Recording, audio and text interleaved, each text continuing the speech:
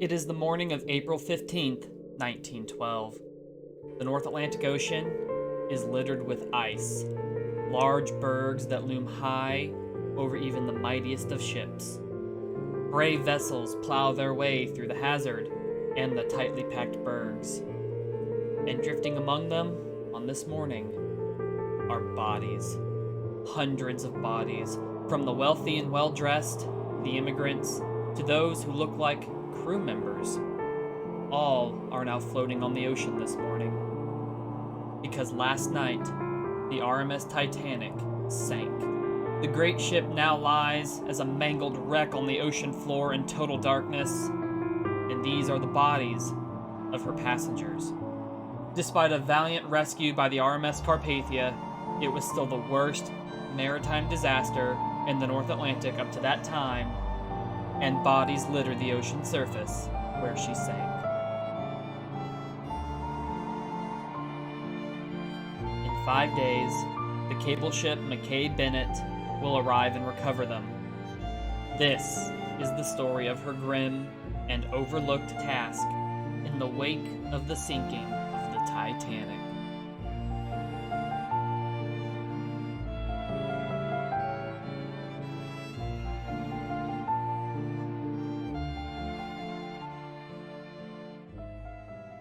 Mackay-Bennett was a transatlantic cable-laying and repair ship owned by the Commercial Cable Company. She was launched in September of 1884. She registered 2,000 gross registered tons. She was 270 feet long overall, and her beam was 40 feet, and her depth was 25 feet rounded up.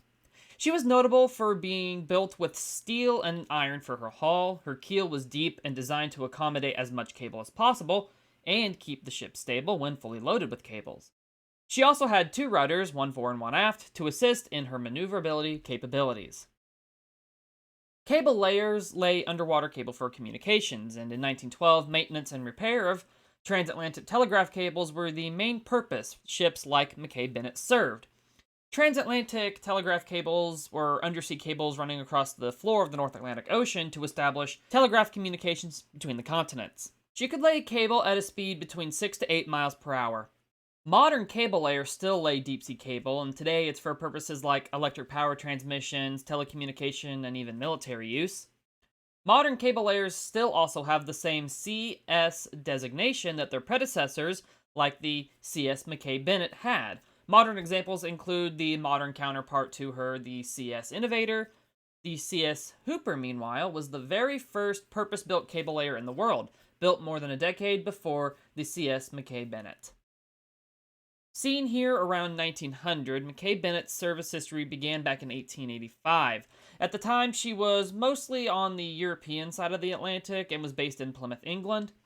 Writer Thomas Rattle served on the ship as her wireless operator and based some of his original short stories on his own experiences on the ship, which is relatable because I do the same thing with a lot of my stories and experiences I have in real life. So I like that. I like that little detail. Most of Mackay-Bennett's early career was routine, and there weren't really many recorded events to talk about. So we finally come to April 1912, when what she is most remembered for occurred.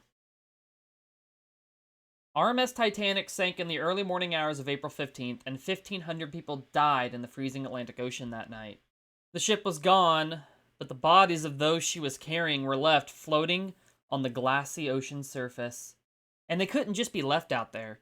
It's something I never thought about when watching, say, the 1997 movie and seeing the bodies scattered across the ocean's surface, but I absolutely get why there was an attempt to recover as many of them as possible, and it surprises me that it never occurred to me that there probably was an attempt until just recently.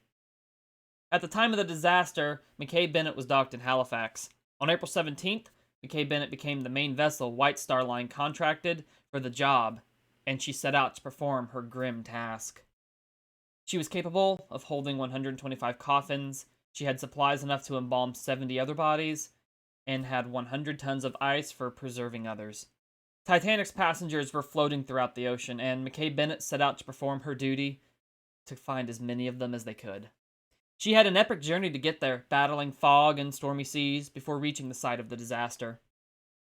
Fog and bad weather prevented the ship from reaching the site for 4 days, and two of the logbooks the crew were keeping especially for this operation still survive today and describe the harsh conditions and difficult task that followed. She reached the scene at night, and on April 20th, at 0600 local time, the recovery effort began. The crew, who were being paid double for this task, had to row out in smaller boats into the ice, the same ice field that Titanic's few lifeboats rowed out of on the morning of April 15th, to find the floating corpses, load them up, and bring them back to the ship.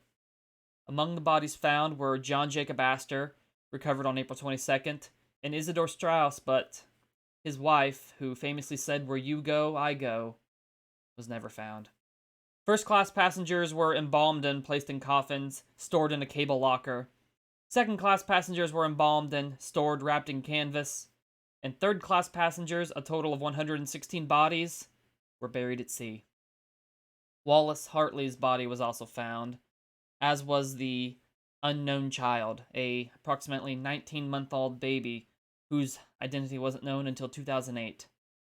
The unknown child was not buried at sea.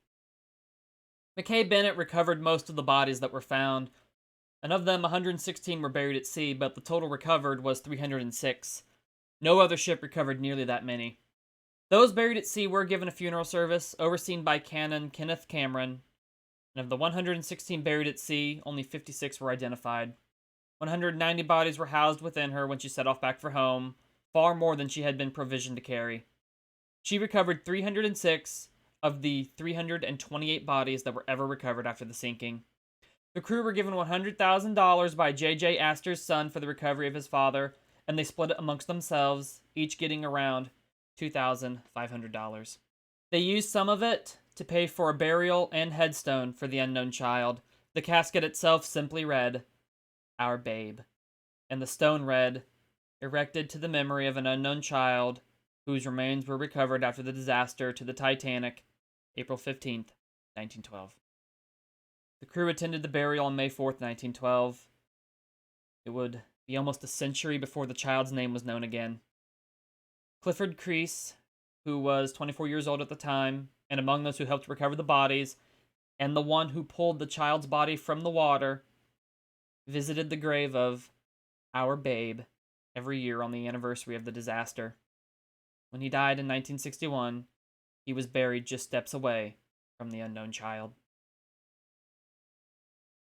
I did not think I was going to be near to crying when I was writing this script, but as I was researching, that's a detail I've never heard before, and I just wanted to give it an entire dedicated segment because it more than deserves it. And I absolutely think that is a little story that needs to be told because I had never heard of it until I started researching for this, and I think that's a shame. The other bodies were taken to the ice rink of the Mayflower Curling Club in Halifax, Nova Scotia. It was the only site in the city that was large and cold enough for the task of preserving them. Of the more than 1,500 lost in the sinking of the Titanic, 328 total bodies were recovered. Mackay-Bennett recovered 306 of them, and 116 of those were buried at sea. The rest were never recovered.